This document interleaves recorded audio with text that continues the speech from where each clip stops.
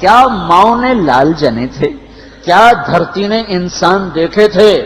آج تک دنیا ایسا بادشاہ نہ دکھا سکی جو 22 لاکھ مربع میل پہ حکومت کر کے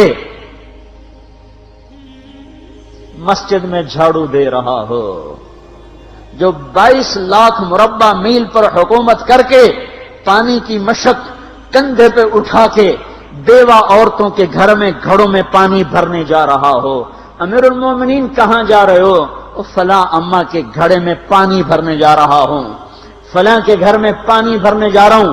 22 لاکھ مربع میل پہ حکومت کر کے دھرتی نے ایسا بادشاہ نہیں دیکھا جو اونٹ چراتا پھر رہا ہو، اور جو بیت المال کا اونٹ گم ہوا چولے کو باندھا اور دوڑ لگائی، آگے احنف بن قیس ملے، ارے کہاں جا رہے ہو امیر المومنین؟ کہ تو بھی آ جا، بیت المال کا اونٹ گم ہو گیا ہے، مل کے تلاش کریں۔ پتہ نہیں کتنے مسلمانوں کا اس میں حصہ ہے۔ دھرتی ایسا بادشاہ نہ دکھا سکے گی، نہ دکھا سکے گی، کوئی ایسا آیا ہی نہیں ہے کہ جو اتنی بڑی سلطنت کا مالک ہو اور کیکر کے درخت کے نیچے بغیر پیروں کے سو رہا ہو۔ یہ ہمارے چھوٹے چھوٹے حکمران، ووٹوں کے ذریعے سے کرسیوں پر بیٹھنے والے، ان بے وقوفوں کے آگے بھی پہرے، پیچھے بھی پہرے، دائیں بھی پہرے، بائیں بھی پہرے، اوپر بھی پہرے، ان کی گاڑیاں بھی بلٹ پروف، یہ پھر بھی ڈرتے ڈرتے جا رہے کہ انہوں نے ظلم کیا، یہ اپنی ذات میں خوف زدہ ہو گئے۔ عمر نے اپنے نام کے ساتھ فاروق کا لقب آپ نے کہا عمر فرق بین الحق والباطل، عمر وہ عمر ہے جس نے حق اور باطل میں فرق کر کے دکھا دیا، اس لیے یہ فاروق ہے، اس نے حق اور باطل میں فرق کر کے دکھایا، یہ فاروق ہے۔ حسن بصری فرمایا کرتے تھے اپنی محفلوں کو عمر کے ذکر سے سجاؤ۔ حضرت عائشہ فرمایا کرتی تھیں عمر کے تذکرے کیا کرو، کہ جب عمر کا تذکرہ ہوتا ہے تو عدل کا تذکرہ ہوتا ہے، جب عدل کا تذکرہ ہوتا ہے تو اللہ کا تذکرہ ہوتا ہے۔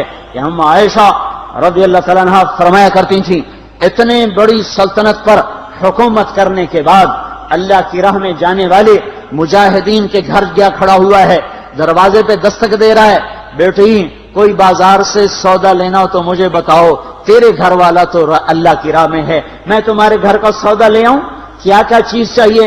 تم نے اپنے خامند کو خط لکھنا ہوگا، تم تو لکھنا نہیں جانتی، مجھے بتاؤ میں تیرے خامند کو تیری طرف سے خط لکھوں۔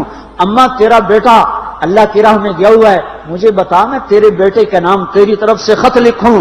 اتنی بڑی جس کے سامنے قیصر اور کسرا زیر و زبر ہو گئے، کج کلا، وہ زمین میں جا کے تہ خاک میں وہ سارے ہیرے لال جواہر، وہ زمین میں لوٹ پوٹ کرنے والا، کسرا کے تخت کو توڑنے والا اور روم کی طاقت کو توڑنے والا، آل ساسان کی طاقت کو توڑنے والا اور نوشیروان کے خزانے مدینے میں لانے والا اور خسر و پرویز کے خزانے مدینے میں لانے والا اور رومت الکبرا کے خزانے مدینے میں لانے والا خود اپنے کرتے میں 14 پیوند لے کے چل رہا ہے، 14 پیوند کے ساتھ کرتا ہے، مہینے میں 1 دن گوشت کھاتے تھے، وہ روٹی کھاتے تھے کہ عام آدمی حلق کے نیچے نہیں لے جا سکتا تھا۔ ہے سال کی ابتدا اس شخص کی شہادت سے ہوتی ہے جس کو اللہ نے وہ عزت دی۔ آپ نے کہا میرے 2 وزیر آسمان میں، 2 وزیر زمین میں، آسمان پہ جبریل اور میکائیل میرے وزیر ہیں، زمین پر ابو بکر اور عمر میرے وزیر ہیں۔ آپ فرمایا کرتے تھے ابو بکر عمر اگر کسی بات پہ جمع ہو جائیں تو میں ان کے مشورے کے خلاف کبھی نہ کروں گا۔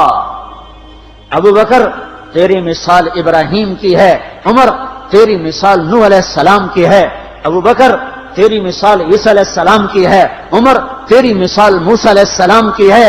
آپ مسجد میں آئے، آپ کے دائیں طرف ابو بکر تھے، بائیں طرف عمر تھے، آپ اندر آئے اور کہا دیکھو اسی طرح قیامت کے دن ہم اٹھیں گے کہ میرے دائیں طرف ابو بکر ہوگا، میرے بائیں طرف عمر ہوگا اور ہم ہاتھوں میں ہاتھ دیے ہوئے اٹھائے جائیں گے۔ اور ایک حدیث میں آتا ہے اور میرے قدموں سے بلال کو اٹھایا جائے گا جو نکلتے ہی اذان دے گا، جس کے اسلام لانے نے اسلام کو اونچا کیا، جس کے اسلام لانے نے باطل کو پست کیا، جن راہوں سے عمر گزر جائے شیطان وہ راہیں چھوڑ دیتا تھا۔ عرفات کا میدان تھا، 1.25 لاکھ مقدس ہستیاں سامنے ہیں۔ میرے نبی نے فرمایا اس وقت میرا اللہ میرے سب صحابہ پہ فخر کر رہا ہے اور عمر بن خطاب پہ خاص طور پہ فخر کر رہا ہے،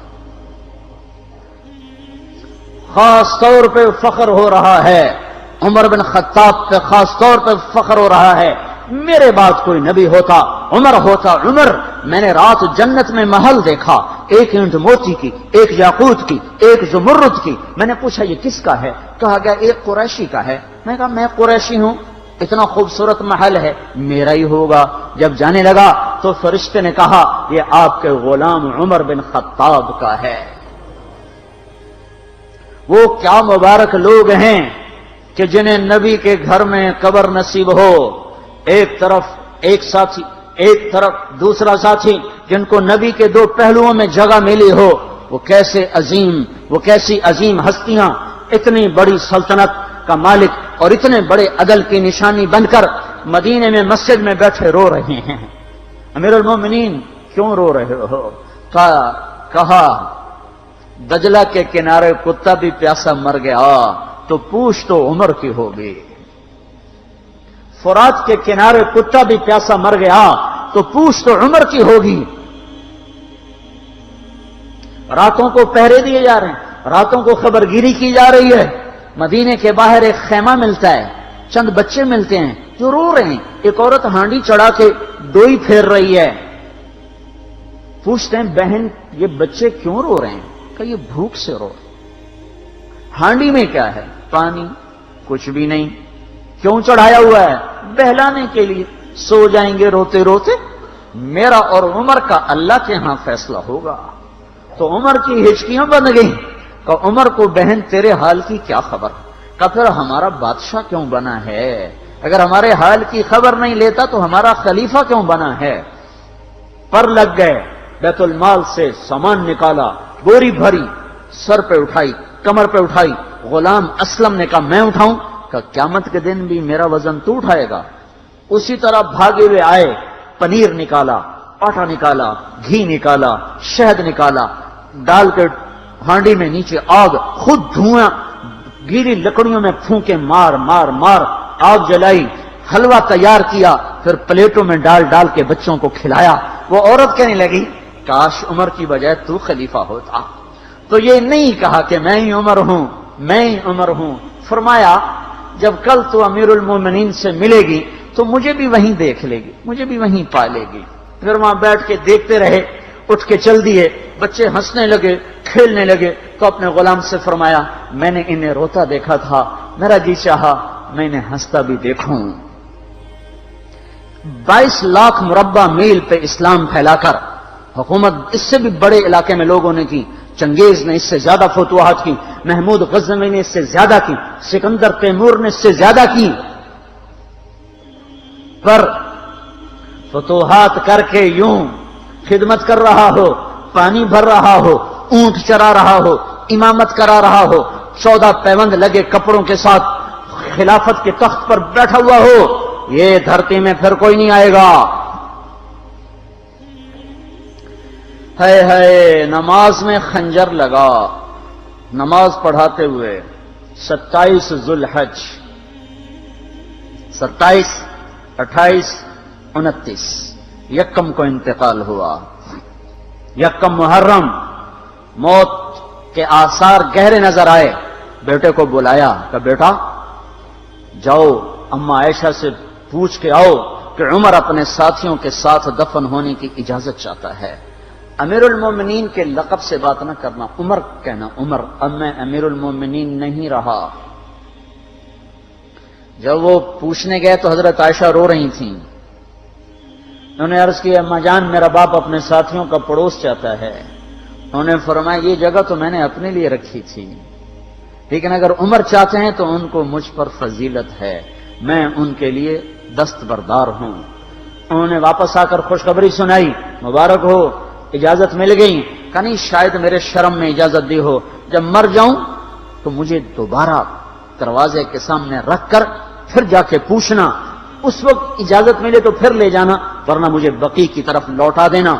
اتنے میں حضرت علی آئے، پریشان دیکھا، عمر کیوں موت سے ڈر گئے؟ کہ نہیں، موت کے بعد کی گھاٹی سے ڈر رہا ہوں۔ کہ ڈرو نہیں، میرے ان کانوں نے سنا ہے اور اتنی دفعہ سنا ہے کہ میں گن نہیں سکتا کہ اللہ کے نبی فرمایا کرتے تھے ابو بکر اور عمر جنت کے بڑی عمر کے لوگوں کے سردار ہیں۔ آپ نے فرمایا تو اس بات کی گواہی دے گا؟ کہ میں بھی دوں گا، میرا بیٹا حسن بھی دے گا۔ امام حسن بھی ساتھ تھے۔ کہ میں بھی دوں گا، میرا بیٹا حسن بھی گواہی دے گا۔ پھر بھی ہے جو جنت کی بشارتیں لیے ہوئے ہیں، 10 مبشرہ، ابو بکر جنتی، عمر جنتی، عثمان جنتی، علی جنتی، طلحہ جنتی، زبیر جنتی، ابو عبد الرحمن بن عوف جنتی، ابو عبیدہ بن جراح جنتی، سعید بن زید جنتی۔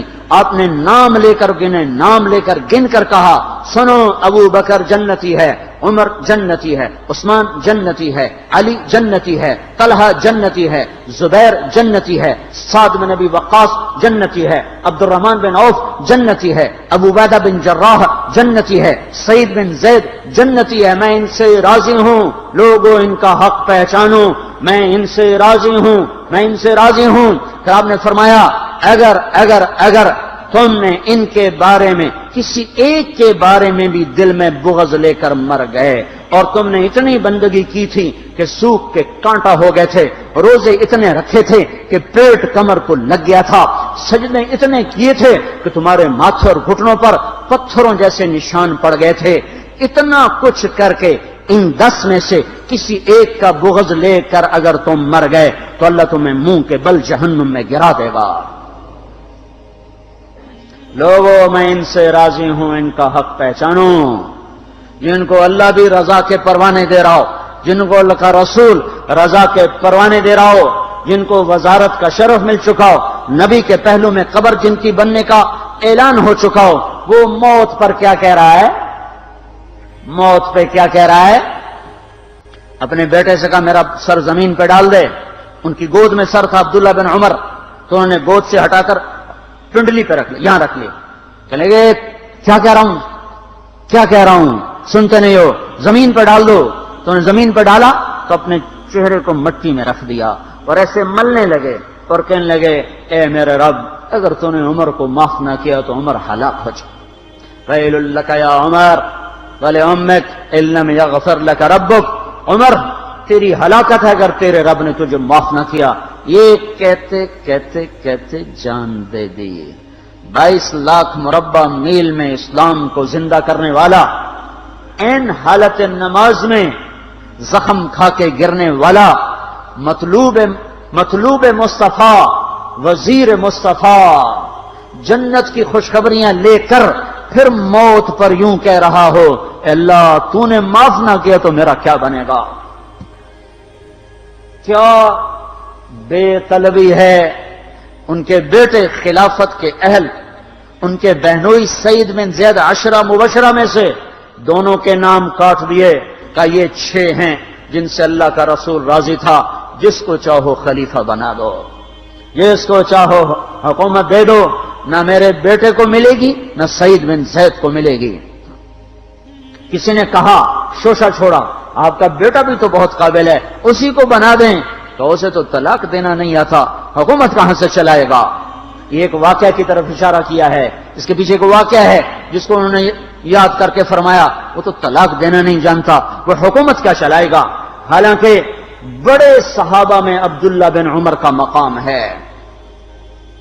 ہے جنازہ صہیب رومی نے پڑھایا، دروازے کے سامنے لا کے رکھ دیا گیا، سب لوگ جنازے کے ساتھ کھڑے ہو گئے، عبداللہ بن عمر اکیلے آگے گئے، دروازے پر دستک دی تو اما جان میرا باپ عمر بن خطاب دروازے پہ حاضر ہو چکا ہے، اندر آنے کی اجازت چاہتا ہے۔ تو عائشہ رضی اللہ تعالیٰ نے اپنی چادر کو اٹھایا اور روتے ہوئے باہر نکل گئیں۔ پھر لوگ اندر داخل ہوئے، قبر کھودی گئی، قبر کھودتے ہوئے عبداللہ بن عباس بھی قبر کے کھودنے میں شریک تھے، تو کہتے میرے کندھے پہ کسی نے ہاتھ رکھا، میں نے پیچھے مڑ کے دیکھا تو علی رضی اللہ تعالیٰ عنہ کھڑے رو رہے تھے اور فرما رہے تھے مجھے پتا تھا تو یہیں آئے گا، یہاں تیرے سوا کوئی نہیں آ سکتا، کہ میں نے ایک دفعہ نہیں کتنی دفعہ میں نے اللہ کے نبی سے یہ بات کا تکرار سنا، میں ابو بکر اور عمر، اس کا اتنا تکرار سنا ہے میں نے کہ مجھے یقین تھا یہیں آئے گا، تو اور کہیں نہیں جا سکتا۔ میرے بھائیوں، غفلت سے باہر آ جائیں، یہ دھوکے کا گھر، یہ مچھر کا پر، یہ مکڑی کا جالا، یہ دنیا کہیں ہمیں ہلاک نہ کر دے۔ ان لوگوں کو سامنے رکھ کے زندگی گزارو جنہوں نے اللہ کو راضی کیا، اس کے رسول کو راضی کیا، کلمہ حق کو بلند کیا، خیر کے ذریعہ بنے، شر کے مٹانے والے بنے، اور دنیا میں مرنے کے بعد بھی ان کے تذکرے ہدایت کا سامان بنے، ان کے تذکرے روشنی کا مینار بنے۔ ان کے پیچھے چلو، مغرب کے اندھیروں کی طرف مت دوڑو، وہاں تو سورج بھی ڈوب جاتا ہے، مغرب میں تو سورج بھی ڈوب جاتا ہے، اور تمہیں پکار کے کہتا ہے مغرب کی طرف نہ آنا، ادھر اندھیرا ہے، میں یہاں گم ہو گیا، تم کون سا سراغ ڈھونڈنے آئے ہو؟ دوڑو اللہ اس کے رسول کی پاک زندگی کی طرف، اس کے پاک صحابہ کی زندگی کی طرف، جن کو اللہ نے مرنے سے پہلے جنت ہاتھ میں دے دی، جنت کی بشارت دے دی۔